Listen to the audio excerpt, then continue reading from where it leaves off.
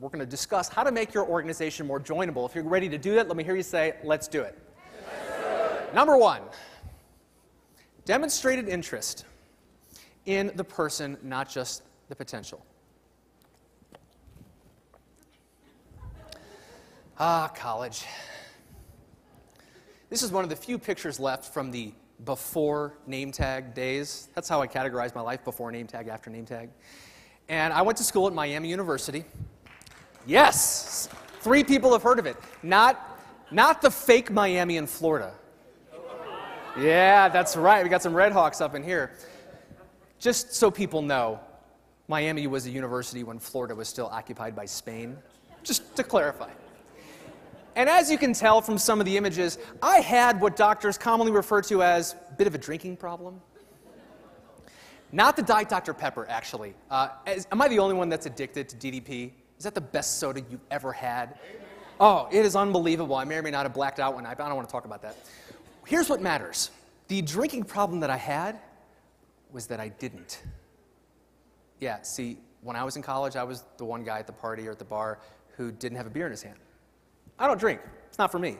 I don't care if other people drink. Hey, have a great time. Knock yourself out. Literally. Go ahead, drink all you want. It just never did anything for me, so I was always sober. I remembered everything, though, and that was helpful. The challenge was that at a big party school, there's 15,999 other people that are drinking, and then there's the one guy, the outcast. So people don't want to talk to you. They don't want to invite you. They certainly don't want you to join them. As a result, the first 2 years of college sucked. But I was a kind of unapproachable guy. Didn't have a lot of friends. And I thought, well, I'm not going to just start drinking so I can make friends. There's got to be some other socialization tool that I can use to connect. Aha! And I put this thing on, and then everything changes. Then I start meeting all these cool people that become some of my best friends, Dan, John, Bruce, Aaron, to this day. I mean, think about it. Would girls who look like this talk to a guy who looks like this without a name tag? No. I love this thing. Hello, my name is Stalker. So on graduation day, how many of you graduated from college? Keep your hand up if you don't remember anything. I don't either, and I was sober. Figure that one out. All I remember was my parents coming to the graduation ceremony with name tags that said Scott's mom and Scott's dad. Actually, my parents back in St. Louis are watching the live simulcast of this right now, so on the count of 3, I need everyone to say, hi, Scott's mom, Scott's dad. I'm being quiet as if they're not listening. 1, 2, 3. Hi, Scott's mom, Scott's dad. Awesome, my brother's gonna hate me. Favorite son. So at the end of the graduation program, I was out taking a walk, celebrating, just kind of a few moments alone, and I thought back to college and what the lesson was. It occurred to me that nothing happened. The name tag didn't do anything. This didn't help me figure out who I was. It just brought it to the surface.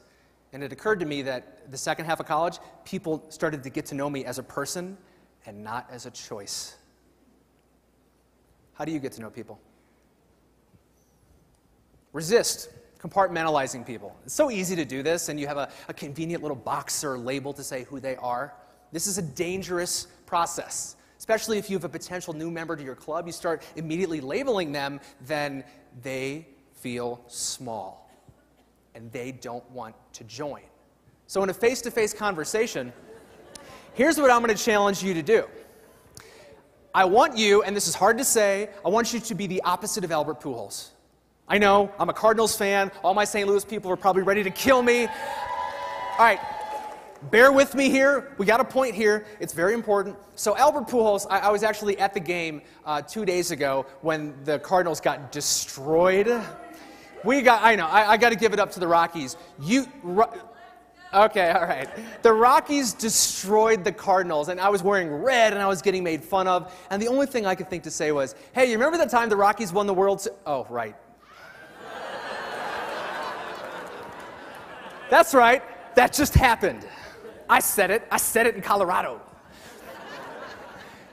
I prefer to be back home with my fans, with my people, with the Cardinals, watching Albert Pujols. And the reason this is relative to each of you on the face-to-face basis when you're interacting with someone to make sure your club is joinable, think about it. Pujols comes up to bat, right?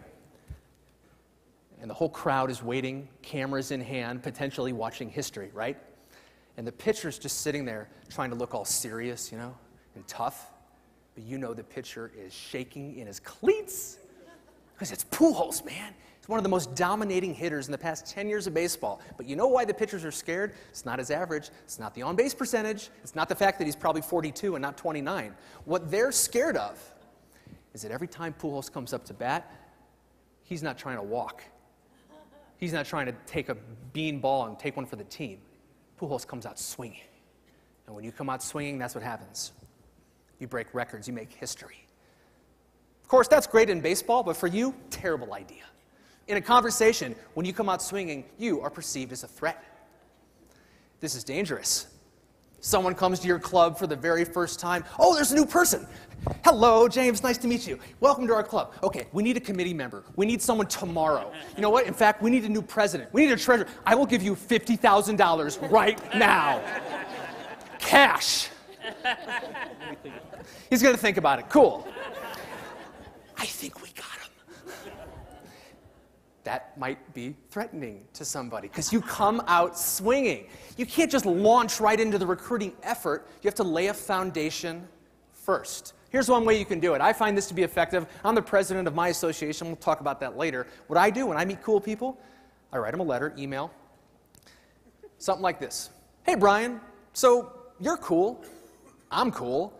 And cool people need to stick together. Can I interest you in a zero-agenda conversation sometime? Oh, yeah, you ever had one of those? Yeah, I didn't think so. Ask someone if they want to have a zero-agenda conversation. Like, oh, really? Cool. So there's we don't have to talk about anything. Yeah, we can just talk like we used to do back 10, 20 years ago. Yeah, remember that? We can just talk. I've never once been rejected by this, except that one girl, but forget her. So let me ask you this.